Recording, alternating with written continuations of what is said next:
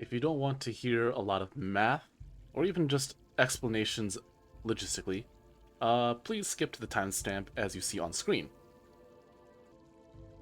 For those of you who stayed, we're going to flex our 5th grade level math for a brief moment.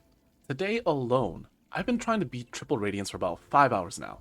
Each attempt lasts a little less than a minute, so 5 times 50 for every minute, that gives us roughly 300 attempts just today. However, a couple months ago, I spent around 12 hours a week trying to beat triple radiance. For about a month and a half.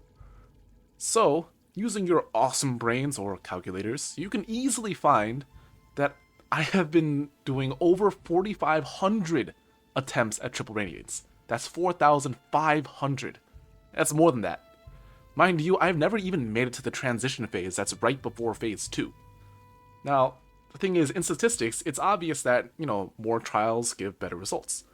And a general rule of thumb is that around 1,000, trials as a sample size, it's a very good sample size, and we can draw conclusions from that. I've over quadrupled this. I think it's very fair to say that triple radiance is not actually possible.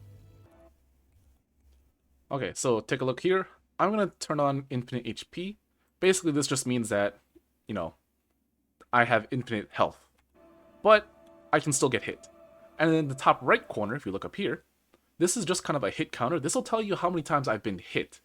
So we're going to try to beat triple radiance. And I'm going to try my best not to get hit. And you're going to see just exactly how much health is going to be required to beat this.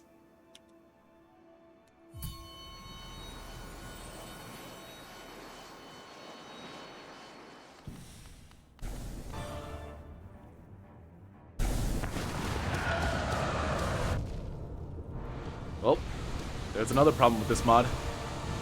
For some reason, the inputs can get eaten.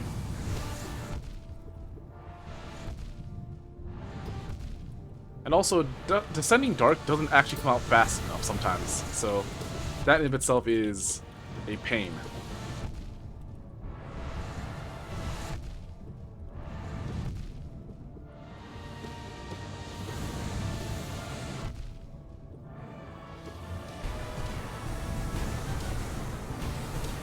And then there's that. So something that I have noticed in terms of the Radiance logic of, oh, what move should I use? And what move, or where should I place this move?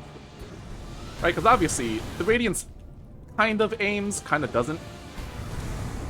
But it turns out, when there's more than one Radiance, you can actually see the logic behind what move it wants to use and where it wants to aim it at.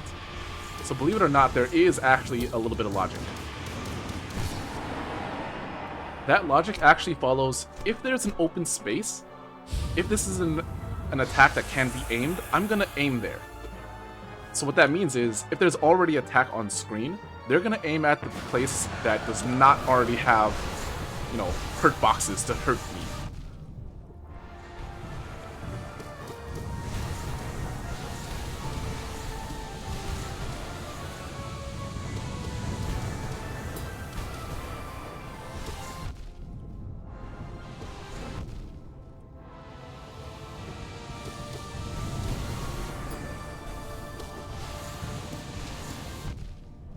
Again, Desolate Dive sometimes just does not come out quick enough.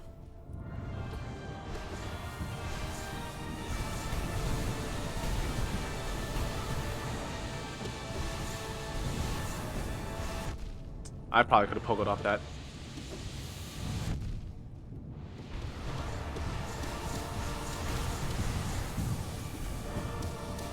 Ooh, both of them are here. Lucky. Okay. To be fair, this is actually the easiest part of this, of the entire fight. The climb. Or as I like to say it, the ascension phase.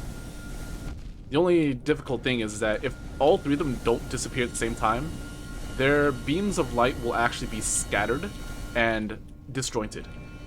Which means, yes, you're going to have to dodge all of them. And then obviously, once you're here, it's actually pretty easy pickings. And there it is. And again, with the more than one Radiance mod, they're still there. So honestly, we can shave off like 2 hits from our hit counter.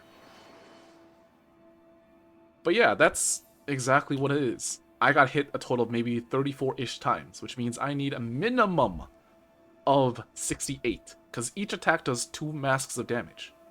And I didn't fall off at any point, so there are no single mask damage available. But 68 masks of health. In the base game, you might be able to count, I believe I have 9. That's over 7 times the original. But hopefully now you can see why I think Triple Radiance is impossible.